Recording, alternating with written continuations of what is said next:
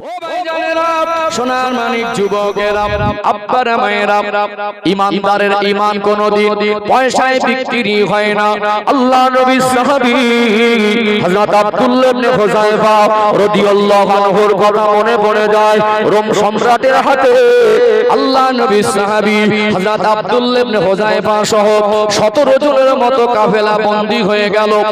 Rome সম্রাট শুনেছিল নবী সাহাবাদের ঈমান খুব মজবুত, নবী সাহাবাদের আদর্শ হয় পবিত্র, নবী সাহাবাদের ঈমান এত মজবুত হয় দুনিয়ার কোন শক্তি দিয়ে নবী সাহাবাদের ঈমান কেনা যায় না। রোম সম্রাট ডাক দিল নবী পাকের সাহাবী আব্দুল্লাহ ইবনে হুযায়ফা হুজুর সহ 13 জনের মতো কাফেলা রোম সম্রাটের হাতে বন্দী হয়ে গেল। জিজ্ঞাসা করা হলো, তোমাদের দলের মধ্যে নেতাকে? ওই 17 জনের কাফেলার মধ্যে থেকে বলে দিল, আমাদের দলের মধ্যে যিনি নেতা তিনি অন্য কেউ নয়, তিনি হলেন আল্লাহর নবী সাহাবী হযরত আব্দুল্লাহ ইবনে হুযায়ফা রাদিয়াল্লাহু আনহু। ও ভাইরা বাবাজিরা, আব্দুল্লাহ ইবনে হুযায়ফার ঈমান পরীক্ষা করছেন রোম সম্রাট। কি কঠিন পরীক্ষায় পড়ে গেলেন। বলতে লাগলেন, আমি রোম সম্রাট, আমার মেয়ের সঙ্গে তোমাকে বিবাহ দিয়ে দেব।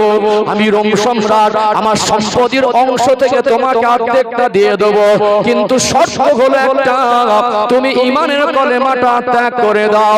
রোম সম্রাটের মেয়ের বিবাহের প্রস্তাবটা মেনে নিলেন না। রোম সম্রাটের সম্পদের ভাগীদার হতে চাইলেন না। রোম সম্রাটের মুখের দিকে তাকিয়ে আল্লাহ নবী সাহাবী হযরত আব্দুল্লাহ ইবনে হুযায়ফা রাদিয়াল্লাহু আনহু বলতে লাগলেন, এ রোম সম্রাট, শুনে রেখে দেন, আমি আব্দুল্লাহ ইবনে হুযায়ফা গোটা বিশ্বে যদি আমাকে দিয়ে দেন, আপনার গোটা রাজত্ব যদি ছেড়ে দেন, আমি দুনিয়ার কোন সম্পদের লালসায় পড়ি না। আমি এক মুহূর্তের জন্য আমার আল্লাহ আমার রাসূলকে ভুলতে পারবো না। জোরে বলেন না। অর্ধেক সম্পত্তি আর রোম সম্রাটের মেয়ের সঙ্গে বিবাহের প্রস্তাবটা উড়িয়ে দিয়ে আজকে আমাদের একটু ক্ষমতার লোভে আমাদের কি হয়, সবটাই শেষ, দুনিয়াও শেষ, আখিরাতও শেষ। পার্টি করেন, রাজনীতি করেন, গর্ব করে বলবো ওটা আমার ভাই, আইপিএস হবে, চাকরি করে গর্ব করে বলবো ওটা আমার ভাই, কিন্তু আজকে বিশ্বাস করুন নিউজ চ্যানেলে বসে কিছু মানুষ এমন ভাবে মিথ্যা কথাগুলো সকাল সন্ধ্যে প্রচার করে, জাতির বিরুদ্ধে যাক আর জাতির ক্ষতি হোক এটা তাদের যায় আসে না।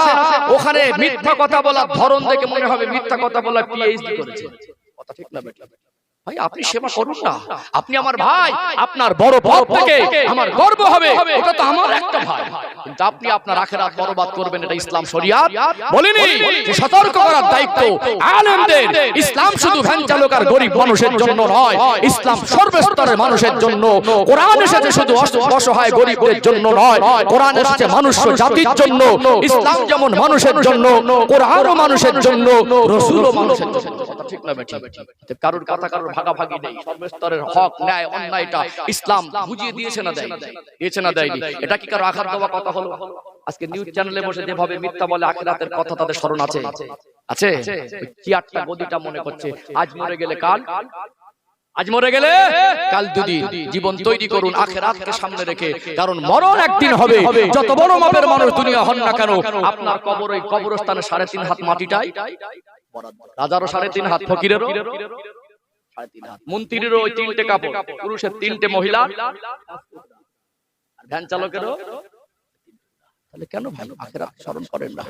ও ভাইজানেরা, সোনার মানিক যুবকেরা, আব্বারা মায়েরা, দেখবেন কোন মানুষকে যখন সহজে বুঝিয়ে না হয়, মানুষকে কষ্ট দিয়ে প্রেসার ক্রিয়েট করে মানুষকে একটু পেরেশান করতে চায় কি যায় না। রোম সম্রাট বলে দিল, জেলখানায় বন্দী করে দাও। আল্লাহ নবী সাহাবী হযরত আব্দুল্লাহ ইবনে হুযায়ফা রাদিয়াল্লাহু আনহু তার সাথী সঙ্গী 17 জনের মতো কাফেলা রোম সম্রাটের জেলখানায় বন্দী হয়ে গেল। 3 দিন 3 রাত অতিবাহিত হয়ে গেল। সামান্য খাবার, সামান্য পানি বলে কিছু দেওয়া হয়নি। আমরা সারা দিন রোজা রেখে এত পিপাসার্ত হয়ে যাই, এত ক্ষুধার্ত হয়ে যাই, একটু পানি পেলে মনে হয় জানটা হাতে এসেছে, পিপাসায় মনে হয় বুকটা ফেটে যাচ্ছে। একটা মানুষকে 3 দিন 3 রাত যদি কিছুই খেতে না দেওয়া হয়, ওই ওই মানুষটা ক্ষুধার পিপাসা বেশি হবে না কম হবে। ওই অবস্থায় একটা সুন্দরী যুবতী রমণীকে আল্লাহ নবীর সাহাবী হযরত আব্দুল্লাহ ইবনে হুযায়ফা রাদিয়াল্লাহু আনহুর কাছে জেলখানায় পাঠিয়ে দেওয়া হলো। অর্ধনগ্ন হয়ে সাজসজ্জা করে আব্দুল্লাহ ইবনে হুযায়ফা হুজুরের ঈমান নষ্ট করতে গেলেন। ওই সুন্দরী যুবতী রমণী চেহারা ফুটফুটে, অর্ধনগ্ন পোশাক, ছোটখাটো পোশাক, আব্দুল্লাহ ইবনে হুযায়ফা হুজুরের ঘরে গেলেন। জেলখানায় গিয়ে বলতে লাগলেন, এ আব্দুল্লাহ ইবনে হুযায়ফা, তুমি একবার আমার সঙ্গে শারীরিক সম্পর্কে যদি লিপ্ত হতে পারো, এই কষ্ট তোমায় দেওয়া হবে না, তোমার জন্য ভালো খাদ্য আর পানির ব্যবস্থা করে দেওয়া হবে। আব্দুল্লাহ ইবনে হুযায়ফা, মানুষ তো দুনিয়ার সুন্দরী নারীর প্রতি লালায়িত হয়ে থাকে, তুমি আমার এই সৌন্দর্যের দিকে একবার দেখো। আল্লাহ নবীর সাহাবী হযরত আব্দুল্লাহ ইবনে হুযায়ফা রাদিয়াল্লাহু আনহু তিনি এত চেষ্টা করার পরে সারা রাত টানা জেলখানার ভিতরে একটা সুন্দরী রমণীকে দেওয়ার পরে তার শরীরে টাচও করেননি, তার চেহারার দিকে একবারও দেখেননি। সকাল হয়ে যাওয়ার পরে ওই সুন্দরী রমণী বাদশা রোম সম্রাটের কাছে গিয়ে বলেছিলেন, এ বাদশা রোম সম্রাট, আপনি কার কাছে পাঠিয়েছেন? শারীরিক সম্পর্ক তো দূরের কথা, একবারের জন্য আমার দিকে একটু ভালো চোখে দেখিনি। কি পানির পিপাসা আর কষ্ট, যেমন ক্ষুধা আর তেমন পিপাসা। আব্দুল্লাহ ইবনে হুযায়ফা হুজুরের কাছে শুকরের গোশত আর মদটা পেশ করা হলো। আব্দুল্লাহ ইবনে হুযায়ফা, এটা হলো তোমার জন্য খাদ্য বরাদ্দ। এখন দেখো, তুমি একবার ঈমানের কলেমাটা যদি ত্যাগ করে দাও, আল্লাহকে যদি ভুলে যাও, রাসূলুল্লাহকে যদি ভুলে যাও, এই কষ্ট তোমায় আর দেওয়া হবে না। আল্লাহ নবী সাহাবী হযরত আব্দুল্লাহ ইবনে হুযায়ফা রাদিয়াল্লাহু আনহু বলেছিলেন, জান জান রোম সম্রাটকে শুনিয়ে দেন, আমি আব্দুল্লাহ ইবনে হুযায়ফা পিপাসার ক্ষুধার তাড়নায় আমি যদি মারাও যাই, একটা সামান্য এক ঘট মদ, সামান্য শুকরের গোশত আমি আমার জ্ঞানে আমি সামান্য কিছু ভক্ষণ করব না। জোরে বলুন সুবহানাল্লাহ। বাদশা দেখলো একই দৃঢ় বিশ্বাস, একই ঈমান, একই আল্লাহর ভালোবাসা, ওর ঈমানের গভীরতা কতটা। বাদশা পরের দিন সকালবেলা আব্দুল্লাহ ইবনে হুযায়ফা হুজুরকে আনলেন সামনে। দেখবেন 1 লিটার তেল যদি কড়াই ঢেলে দেওয়ার পরে দুটা মাছের দাকাকে ছেড়ে দেওয়া হয়, ওটাকে ছাকা তেলে ভাজা বলে। বড় কড়াইতে তেল ঢেলে দেওয়া হলো, ওই তেলটাকে টক টক করে ফোটাতে লাগলো। বাদশা রোম সম্রাট বলতে লাগলো, যাও যাও, আব্দুল্লাহ ইবনে হুযায়ফার সঙ্গীদের মধ্যে একজনকে এনে এই ফুটান্ত তেলে এর সামনে কে ছেড়ে দাও। আব্দুল্লাহ ইবনে হুযায়ফা রাদিয়াল্লাহু আনহুর সামনে হাত পা বাঁধা অবস্থায় তার সঙ্গীকে ওই ফুটান্ত তেলে ছেড়ে দেওয়া হলো। আব্দুল্লাহ ইবনে হুযায়ফা হুজুরের চোখ থেকে টপ টপ টপ টপ করে পানি ঝরে। দুনিয়াটা তাদের কাছে কত তুচ্ছ ছিল, আল্লাহর ভালোবাসা তাদের অন্তরে কেমন ছিল, নবীর মহব্বত কেমন ছিল। আব্দুল্লাহ ইবনে হুযায়ফা রাদিয়াল্লাহু আনহুর চোখের পানি দেখে বাদশা বলতে লাগলো, আব্দুল্লাহ ইবনে হুযায়ফা, বহু পরীক্ষা তোমায় করেছি, তবে আমার এখন মনে হয় তুমি একটু ভয় পেয়ে গেছো। এখনো সময় আছে, শুধু বলে দাও আল্লাহকে ভুলে যাব, নবীকে ভুলে যাব, জানে বেঁচে যাবে, এই কষ্ট তোমায় আর দেব না। তা না হলে পরে তোমার পালা, এই ফুটান্ত তেলে তোমাকে আমি ছেড়ে দেব। আব্দুল্লাহ ইবনে হুযায়ফা রাদিয়াল্লাহু আনহু বলতে লাগলেন, এ রোম সম্রাট বাদশা, আমার এই চোখের পানি দেখে মনে করো না ভয় পেয়ে গেছি, আমার এই সাথী সঙ্গীত দেখে আমি মনে করো না ভয় পেয়ে গেছি। আল্লাহ কোন শহীদের মরণ অতক্ষণ পর্যন্ত আল্লাহ দেবেন না, যতক্ষণ আল্লাহ তার জান কবজ করার আগে আল্লাহ জান্নাতটা তাকে সচক্ষে না দেখাবেন। কোন শহীদের মরণ আল্লাহ দেন না। আমি দেখতে পাচ্ছি জানো, আমার সঙ্গী ভাইটা আল্লাহ জান্নাত তিনি সচক্ষে দেখছেন, আর আল্লাহ জান্নাতে দেওয়ানা হয়ে গেছেন। তার এই ফুটন্ত তেলে যেন মনে হয় তার কোনো কষ্ট হয় না। এ বাদশা সম্রাট শুনে রেখে দে, আমি আব্দুল্লাহ ইবনে হুযায়ফার চোখের পানির কারণ অন্য কিছু নয়। আমি আব্দুল্লাহ ইবনে হুযায়ফার মনে হচ্ছে আল্লাহ আমার জীবন দিয়েছে একটা, আল্লাহ যদি আমাকে আরো 99টা জীবন দিতেন, 100 জীবন যদি এই রকম ফুটন্ত তেলে আমাকে ভাজা হতো, আমি আল্লাহর কাছে আমি নিজেকে ধন্য মনে করতাম। জোরে বলেন না। 500 টাকায় বিক্রি হয়ে যাচ্ছে, 500 টাকায় বিক্রি হয়ে যাচ্ছে। কোর্টে গিয়ে বলছে স্যার আমি দেখেছি।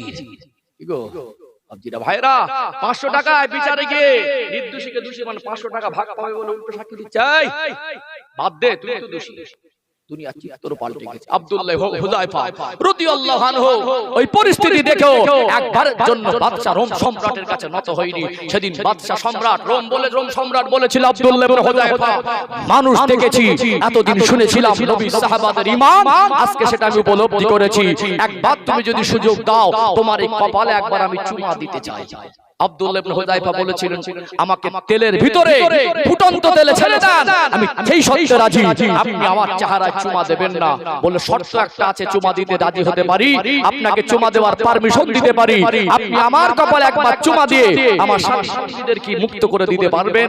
বাদশা রোম সম্রাট বলেছিল, একবার তোমার কপালে চুমা দেব, শর্ত তোমার সঙ্গীদেরকেও মুক্ত করে দেব। আব্দুল্লাহ ইবনে হুযায়ফা রাদিয়াল্লাহু আনহু যখন তিনি মদিনায় ফিরে গেলেন, তদানীন্তন সময়ের খলিফাতুল মুসলিমিন সাইয়্যিদনা হযরত ওমর ফারুক রাদিয়াল্লাহু আনহু, ওমর ফারুক হুজুর থেকে আশ্চর্য হয়ে গেলেন। রোম সম্রাট জালেম বাদশার দরবার থেকে এই কাফেলা নিয়ে ফিরে আসা এটা সহজ ব্যাপার নয়।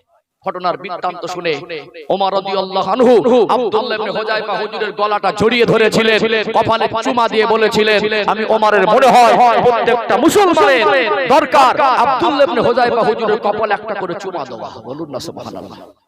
ভাইরা, আমাদের ঈমান কথা আমরা নিজেরাই কি দেখি।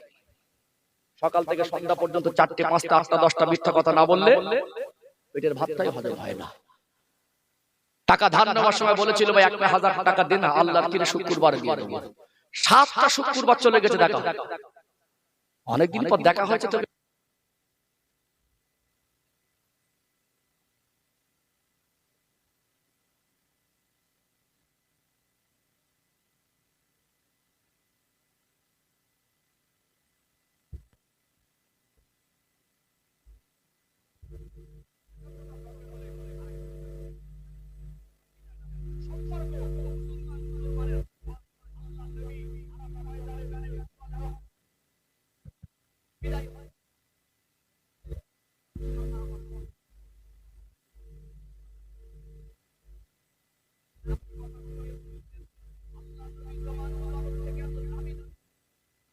আল্লাহ নবীর ওই বিদায় হজের ভাষণটা আজকে যারা ইসলামকে নিয়ে গবেষণা করছে, আজ যারা ইসলামিক স্কলার, তারা বলছে গোটা বিশ্বে যত রাষ্ট্র আছে, পৃথিবীর কোন রাষ্ট্রের সংবিধান হিসাবে যদি রাসূলুল্লাহর বিদায় হজের ভাষণটাকে সংবিধান করা হয়, ওই রাষ্ট্রে শান্তি কায়েম হবে। বলুন না সুবহানাল্লাহ। নবীর কথা কত দামি, আল্লাহ রাসূলের কথা কত মাধুর্য ভাষা, নবীর উপস্থাপনা কত সুন্দর ছিল। আল্লাহর নবী সেই দিন বারবার বলছিলেন, সাহাবারা আল বিদা আল বিদা আল বিদা, হতে পারে এটা আমার জীবনের শেষ বিদায়, আমি হায়াতে থাকবো, আবার হসপাকে আসবো, এত মানুষের সামনে দাঁড়াবো, আবার কথা বললে ভাবে এটা নাও হতে পারে। নবীর কথায়, শব্দ চয়নে, ভাষায়, ভঙ্গিতে বিশিষ্ট সাহাবারা বুঝতে পারছিলেন আল্লাহর নবী যেমন সিগন্যাল দিচ্ছেন, হুজুর হয়তো আমাদের মাঝে আর বেশি দিন থাকবেন না। নবী বলছিলেন, হতে পারে এটা আমার জীবনের শেষ হজ। বাবারা, বাবা আব্দুল্লাহ ইল জারির, আমার সাহাবাদের একটু চুপ করতে বলো। আল্লাহর নবী বিদায় হজের ভাষণগুলো খুব গুছিয়ে গুছিয়ে বলছিলেন। নবী আমার বলতে বলতে বলেন, সাহাবীরা বলো তো আজকে কোন দিন? সাহাবারা জানতেন হজের দিন। আল্লাহর নবীর কথার মনে কথা বলার ভঙ্গিমা কত সুন্দর ছিল। আল্লাহর নবী কত সুন্দর করে গুছিয়ে বলতেন। নবী ঘুরিয়ে দরদ মাখা কণ্ঠে বলেছিলেন, সাহাবারা এটা কি হজের দিন নয়? নবী সাহাবারা বললেন, ইয়া রাসূলুল্লাহ এটা হজের দিন। নবী আবার ঘুরিয়ে বলছেন, এটা কোন মাস? এটা তো জিলহজ মাসেই হজ হয়। সাহাবারা জানতেন এটা জিলহজ মাস। আল্লাহর নবী বললেন, বাবা সাহাবীরা এটা কি হজের মাস নয়? সাহাবারা বললেন, হ্যাঁ ইয়া রাসূলুল্লাহ। নবী বললেন, হজের দিন যেমন মহান, হজের মাস যেমন মহিমাপূর্ণ, আল্লাহর কাবা যেমন পবিত্র, প্রত্যেকটা মুসলমানের সম্মান, সম্পদ, রক্ত ওই রকম পবিত্র। বলুন সুবহানাল্লাহ। নবী বললেন, আমি রাসূলুল্লাহ ঘোষণা দিলাম, আল মুসলিমু আকুল মুসলিম, একজন মুসলমান আর একজন মুসলমানের ভাই। নবী এইটুকু বলে সমাপ্ত করেননি, উদাহরণ দিতে লাগলেন বাবা সাহাবীরা, আমি রাসূলুল্লাহ এটাও ঘোষণা দিলাম, মুসলমানের জন্য আয়না স্বরূপ। কি স্বরূপ? এত দামি দামি বস্তু ছিল, নবী আমার কত দামি কথা বললেন, আয়নার সঙ্গে তুলনা করলেন। কারণ কান্নারত মানুষ যদি আয়নার সামনে দাঁড়ায়, নিজের ছবিটা আয়নায় পরিষ্কার, কান্নার ছবি নিজের কান্নার, আয়নার ছবির কান্নার পার্থক্য থাকে না, নিজের হাসি আর আয়নার ছবির হাসির পার্থক্য থাকে না। নবী বোঝাতে চেয়েছিলেন ভাই ভাই সম্পর্ক এমন হবে, একজনের দুঃখে দুঃখিত হবে, একজনের খুশিতে খুশি হবে। তাহলে ভাই যদি বিপদে পড়ে, লেনদেন করা ভালো না খারাপ? অতএব শরীয়তে কার ইনফরমেশন দিচ্ছেন, টাকা পয়সা লেনদেনের ক্ষেত্রে লেখাপড়া করাটা হলো উত্তম পদ্ধতি। কি বললাম? হয়তো আপনি মনে করছেন এটা আমার খুব বিশ্বস্ত মানুষ, লেখাপড়ার কথা তুললে আমাকে অবিশ্বাসী ভাববে, খারাপ মনে করবে, একান্ত তার সঙ্গে প্রয়োজন মনে করলেন না, আলাদা জিনিস। তবে লেখাপড়া করাটা উত্তম, ওই লোকটা ভালো হতে পারে, কিন্তু শরীয়তের বিধান দরকার আছে। অনেক রকম সুবিধা অসুবিধার থেকে মুক্ত পাওয়া যায় কি যায় না? অনেক সময় অনেক দিন হয়ে গেলে সেটা গুলিয়ে যায়, এর কারণ সন্দেহ তৈরি হয়। নিচে একরকম বলি আর একরকম। লেখাপড়া করাটা হলো উত্তম পদ্ধতি। যখন শরীয়ত ইনফরমেশন দিয়েছেন, লেখাপড়ার ক্ষেত্রে আমরা নারাজ হলে প্রয়োজন মনে করলেন আলাদা জিনিস, প্রয়োজন মনে করলে লেখাপড়া করাটা হলো উত্তম। কথা কি বুঝতে পারছেন? যাই হোক বাপজিরা ভাইরা, তাহলে মানুষ বিপদে পড়বে, মানুষ অসহায়তার মধ্যে থাকবে, মানুষ অভাবে থাকবে। আমি ভাই হিসেবে ভাইয়ের যদি দুঃখের ভাগীদার হই, তাকে আর্থিক সাহায্য করা দরকার আছে না? দান করতে পারে, অনেক সময় দান দিতে চায় না, সাহায্য নিতে চায় না, একটু ধার দাও, তার সম্মান আছে, আছে না? একটু আমাকে 2000 টাকা ধার দাও। এই ধার দেওয়া লেনদেন কত পবিত্র জিনিস। মানুষের পাশে দাঁড়ানো, মানুষের সহযোগিতা করা। একটা মানুষ সৎ মানুষ, নেক মানুষ, নামাজি মানুষ, দিনদার মানুষ, হয়তো অপারেশনের প্রয়োজন, 2 মাস ব্যবসাটা বন্ধ থাকে, আমি যদি তাকে 50,000 টাকা ধার দেই, ওই লোকটা সুস্থ হয়ে আবার ব্যবসা রানিং করে আমাকে দিতে পারবে। এরকম বিশ্বস্ত কিছু বন্ধু বান্ধব থাকে। ধার দেওয়া জিনিসটা, তাকে পাশে দাঁড়ানো, তার সাহায্য করা, এটা ভালো না খারাপ? অবশ্যই দরকার। আবারও বলছি, লেনদেন করবেন, অসহায়ের পাশে দাঁড়াবেন, মানুষের মুখে হাসি ফোটানো, আল্লাহ সন্তুষ্ট হয়। বলুন সুবহানাল্লাহ। অতএব এই আমল আমাদের রাখতে হবে। কিন্তু কিছু চিটিংবাজ সমাজে এই আমলের জায়গাটা অপবিত্র করে ফেলছে না? ফেলে না? নেওয়ার সময় বলেছিল আল্লাহর কিনে ভাই শুক্রবারে দেবো, 7টা শুক্রবার পার হয়ে গেছে, পকেটে রয়েছে 2000 টাকা, বললো ভাই টাকাটা দিলে ভালো হতো, তখনও বলছে আল্লাহর কিনে ভাই টাকা আছে না? অনেকদিন ধরে ছুঁয়ে পায় না, ঘরের মধ্যে রয়েছে, হঠাৎ বলছে লোকটার কাছে খুঁজে খুঁজে পাচ্ছি না, টাকা পাবো। এখন বাড়ি গিয়ে খবর নিচ্ছে বাড়িতে আছে, বাড়ি গিয়ে ভাইকে ডাকছে, ভাই বাড়ি আছো? 8 বছরের বাচ্চা, মিথ্যা কি জিনিস বোঝে না, ওই বাচ্চাটাকে দিয়ে ওর স্ত্রীকে বলছে, বলো কোচিকে দিয়ে বলে দাও আব্বা বাড়ি নেই। খাটের মধ্যে রয়েছে তো ছোট বাচ্চাটাকে, ওর মা বলছে এই কোচি টাকা নিতে আসতে বলে দাও বাড়ি নেই। বলে আব্বা তো খাটে ঘুমাচ্ছে, মিচি মিচি করে বলো আব্বা বাড়ি নেই। তাহলে একটা ছোট বাচ্চা তার দ্বারাও মিথ্যাটা শিক্ষা দিচ্ছে। আমিও চিটিংবাজ, তুমিও চিটিংবাজ, লেনদেন করুন না। আমি তারপরে বলছি আল্লাহ আপনাকে সহযোগিতা করার তৌফিক দিয়েছে, আপনি আপনার অসহায় ভাইয়ের পাশে দাঁড়াবেন। কিন্তু কিছু চিটিংবাজ আজকে এই পবিত্র জায়গাটা, এই পবিত্র সিস্টেমটা, এই নিয়ামতি জিনিসটাকে খারাপ জায়গায় নিয়ে গেছে না? যায় কিছু কিছু মানুষ আবার টাকা ধার নেওয়ার ঢাকা ধান নিয়ে মেজাজ দেখায়, দেখায় না? এই দেবো না কি করবি? জমিদারি, দাদাগিরি, মস্তানি। আউদিয়াল কিতাব ফাতারাল মুজরিমিনা মুশফিকিনা মিম্মা ফি ওয়া ইয়াকুলুনা ইয়া ওয়াইলাতানা মা লিহাযাল কিতাব লা ইউগাদিরু সাগীরাতান ওয়ালা কাবীরাতান ইল্লা আহসাহা ওয়া ওয়াজাদু মা আমিলু হাদিরা ওয়া লা ইয়াজলিমু রাব্বিকা আহাদা। সূরা আল কাহফের 49 নম্বর আয়াত 15 নম্বর পারায় স্পষ্ট করে আল্লাহ বললেন, হাসরের ময়দানে আমি আল্লাহ নামে আমলটা পেশ করে দেব। যারা পাপী, পাপিষ্ঠ, অপরাধী, দুনিয়ায় দাপট দেখিয়ে বেড়াতো, আল্লাহর ভয় করতো না, আখিরাতে চিন্তা করতো না, জাহান্নামের ভয় করতো না, দুনিয়ায় মুখ ফুলিয়ে জীবন যাপন করতো, দাদাগিরি মেরে বেড়াতো, আল্লাহ বলবেন সেদিন তারা আতঙ্কিত হয়ে যাবে, আমলনামার খাতা খুলে দেবে। ওয়া ইয়াকুলুনা, আল্লাহ বলছেন তাদের জবান খুলে দেব, তারা বলতে থাকবে মালি হাযাল কিতাব, আল্লাহ কি খাতা। দুনিয়ার মানুষ ক্যামেরা তৈরি করে মোবাইল দিয়ে ভিডিও করতে পারে, সাউন্ড অঙ্গ ভঙ্গি রেকর্ড করতে পারে, আল্লাহ বান্দার টোটাল জিন্দেগিটা ভিডিও রেকর্ড করতে পারে না? পারে। আগে ভিডিও ক্যামেরা ছিল না, মানুষের চিটিংবাজি ছিল না, এখন চিটিংবাজি বেড়ে গেছে। আমলনামা আল্লাহ কিভাবে তৈরি করবে সেটা মানুষকে বোঝানো সহজ করে দিয়েছে না? দেয়নি। ওই অসুস্থ মানুষ বিছানায় রয়েছে, একটা লোককে মুখে মুখে জমি দিয়েছিল, এই ওই জমিটা তোকে দিয়ে দিলাম, আর জমিটার দাম 5 লাখ। বলছে বাবু ছেলেরা পাল্টি খেতে পারে, কিছু টাকা নেন, লিখে দেন। বলে কোচি থুতু ফেলেছি, চাটবো না, টাকা নেবো না। অসুস্থ মানুষ, মরে যাবো, একটা ডেট ঠিক করে লিখে নে। এরকম মানুষ আছে না? চকচকে ঝকঝকে চেহারা, ফাঁস কাতারে নামাজ পড়ে, ইমাম সাহেব করোনা ভাইরাসের সময় দোয়া করছে, আল্লাহুম্মা আমিন বলার কান্নার সুরে ঢাস শুনে মনে হবে আল্লাহর ওলি বসে বসে কাঁদছে। ভালো করে দেখেন, একজনে দুবার বিক্রি করে মাল বসে আছে না? একজনকে বিক্রি করে টাকা খেয়ে নিয়ে আর একজনকে বলছে এই জমি বিক্রি করব, নিবি? জমিটা তোকেই দেব। মাল যার এক জায়গায় বিক্রি করেছে জানে না, আছে না? নেই। আল্লাহ ভিডিও ক্যামেরা থেকে দেওয়ার ক্ষমতা। দুনিয়ার মানুষের রেকর্ড করা ক্যামেরার ছবি খোলা ঝাপসা হতে পারে, যেটা স্টোর করে রাখা হয় মেমরি হার্ড ডিস্ক ফরম্যাটার ডিলিট হয়ে যেতে পারে। বান্দা বান্দির নামায় আমল আল্লাহ যেটা সংরক্ষণ করছেন ওটা ডিলিটও হবে না, ফরম্যাটও আউদিয়াল কিতাব আল্লাহ ওটাই খুলে দেবে। পাপী পাপিষ্ট অপরাধী বলবো ইয়াকুলুনা ইয়া ওয়াইলাতানা মালি হাযাল কিতাব, আল্লাহ এক আশ্চর্য কথা, যা করেছিলাম লা ইউগাদিরু সগীরাতান ওয়ালা কাবীরাতান ইল্লা আহসাহা, ছোট বড় সব হুবাহু। আওয়াজাদু মা আমিলু হাদিরা, আল্লাহ বলবেন তুমি যা করেছিলে ওটাই পেশ করেছি। ওয়ালা ইয়াজলিবু রাব্বুকা আহাদা, তোমার রব কার উপরে জুলুম করেন না। বাবজিরা ভাইরা, दो दिन का छुट्टी है, जब पुकारेगा अल्लाह, जब बुलाएगा सब कुछ छोड़ के जाना पड़ेगा। 2 দিনের মেহমান খানা। আমি রবিউল ইসলাম এসেছি, জানি এখান থেকে ছেড়ে চলে যাব।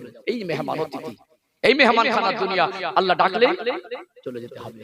যতটুকু পেরেছি আপন মনে করে কিছু তুলে ধরার চেষ্টা করেছি। বুঝতে পেরেছেন? বুঝতে পেরেছেন? হিংসা আর মিথ্যা বিষয় দুটো বিষয় আলোচনা করেছি। আল্লাহ আমাদের জীবনকে পবিত্র করার তৌফিক দান করেন, বলেন আল্লাহুম্মা আমিন। বাহ্যিক চরিত্র, আভ্যন্তরীণ চরিত্র, আল্লাহ আমাদের ভিতরের চরিত্রকে পবিত্র করার তৌফিক দান করেন, বলেন আল্লাহুম্মা আমিন। কষ্ট পেলেন? রাগ করলেন? ভাষায় ভঙ্গিতে কথা